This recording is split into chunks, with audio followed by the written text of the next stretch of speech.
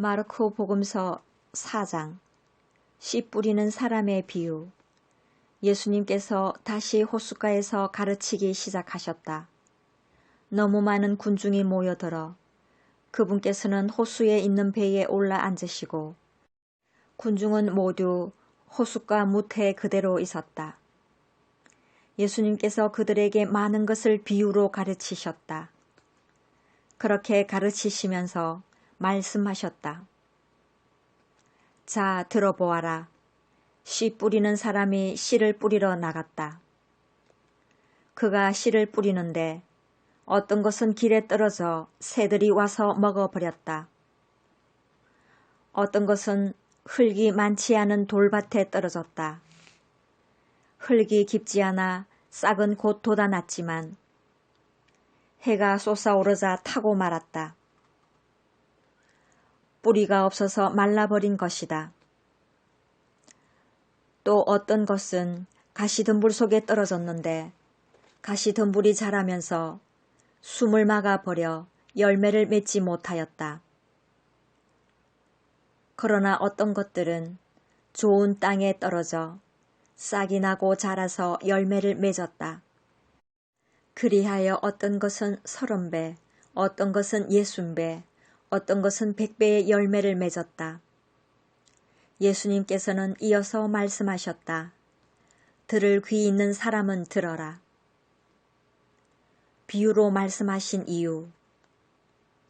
예수님께서 혼자 계실 때 그분 둘레에 있던 이들이 12 제자와 함께 와서 비유들의 뜻을 물었다. 예수님께서 그들에게 대답하셨다. 너희에게는 하느님 나라의 신비가 주어졌지만 저 바깥 사람들에게는 모든 것이 그저 비유로만 다가간다. 보고 또 보아도 알아보지 못하고 듣고 또 들어도 깨닫지 못하여 저들이 돌아와 용서받는 일이 없게 하려는 것이다. 씨 뿌리는 사람의 비유를 설명하시다. 예수님께서 또 그들에게 말씀하셨다. 너희는 이 비유를 알아듣지 못하겠느냐? 그러면서 어떻게 모든 비유를 깨달을 수 있겠느냐? 씨 뿌리는 사람은 실상 말씀을 뿌리는 것이다. 말씀이 길에 뿌려지는 것은 이러한 사람들을 두고 하는 말이다. 그들이 말씀을 들으면 곧바로 사탄이 와서 그들 안에 뿌려진 말씀을 앗아가 버린다. 그리고 말씀이 돌밭에 뿌려지는 것은 이러한 사람들이다. 그들은 말씀을 들으면 곧 기쁘게 받는다. 그러나 그들에게 뿌리가 없어서 오래가지 못한다. 그래서 말씀 때문에 환난이나 박해가 일어나면 곧 걸려 넘어지고 만다. 말씀이 가시덤불 속에 뿌려지는 것은 또 다른 사람들이다. 이들은 말씀을 듣기는 하지만 세상 걱정과 재물의 유혹과 그 밖에 여러 가지 욕심이 들어가 그 말씀에 숨을 막아버려 열매를 맺지 못한다. 그러나 말씀이 좋은 땅에 뿌려진 것은 이러한 사람들이다. 그들은 말씀을 듣고 받아들여 어떤 이는 30배, 어떤 이는 60배, 어떤 이는 100배의 열매를 맺는다. 등불의 비유. 예수님께서 또 그들에게 말씀하셨다. 누가 등불을 가져다가 함지 속이나 침상 밑에 놓겠느냐? 등경 위에 놓지 않느냐? 숨겨진 것도 드러나기 마련이고 감추어진 것도 드러나게 되어 있다. 누구든지 들을 귀가 있거든 들어라. 예수님께서 다시 그들에게 말씀하셨다. 너희는 새겨 들어라. 너희가 되어서 주는 만큼 되어서 받고 거기에 더 보태어 받을 것이다.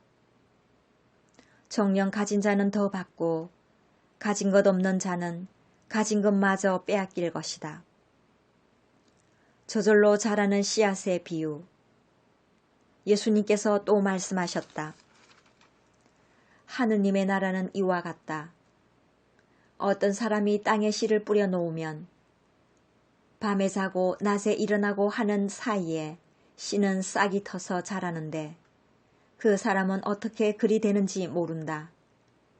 땅이 저절로 열매를 맺게 하는데 처음에는 줄기가, 다음에는 잎사귀 나오고 그 다음에는 잎사귀에 나달이 연건다. 곡식이 익으면 그 사람은 곧 낫을 된다. 수확 때가 되었기 때문이다. 겨자씨의 비유. 예수님께서 다시 말씀하셨다. 하느님의 나라를 무엇에 비길까? 무슨 비유로 그것을 나타낼까? 하느님의 나라는 겨자씨와 같다. 땅에 뿌릴 때에는 세상의 어떤 씨앗보다도 작다. 그러나 땅에 뿌려지면 자라나서 어떤 풀보다도 커지고 큰 가지들을 뻗어 하늘의 새들이 그 그늘에 깃들일 수 있게 된다.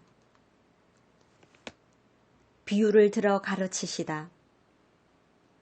예수님께서는 그들이 알아들을 수 있을 정도로 이처럼 많은 비유로 말씀하셨다. 비유를 들지 않고는 그들에게 말씀하지 않으셨다. 그러나 당신의 제자들에게는 따로 모든 것을 풀이해 주셨다. 풍랑을 가라앉히시다. 그날 저녁이 되자 예수님께서 제자들에게 호수 저쪽으로 건너가자 하고 말씀하셨다. 그래서 그들이 군중을 남겨둔 채 배에 타고 계신 예수님을 그대로 모시고 갔는데 다른 배들도 그분을 뒤따랐다. 그때에 거센 돌풍이 일어 물결이 배 안으로 들이쳐서 물이 배에 거의 가득 차게 되었다. 그런데도 예수님께서는 고물에서 베개를 베고 주무시고 계셨다. 제자들이 예수님을 깨우며 스승님, 저희가 죽게 되었는데도 걱정되지 않으십니까? 하고 말하였다. 그러자 예수님께서 깨어나시어 바람을 꾸짖으시고 호수들어 잠잠해져라, 조용히 하여라 하시니 바람이 멎고 아주 고요해졌다. 예수님께서는 그들에게 왜 겁을 내느냐, 아직도 믿음이 없느냐 하고 말씀하셨다. 그들은 큰 두려움에 사로잡혀 서로 말하였다. 도대체 이분이 누구시기에 바람과 호수까지 복종하는가?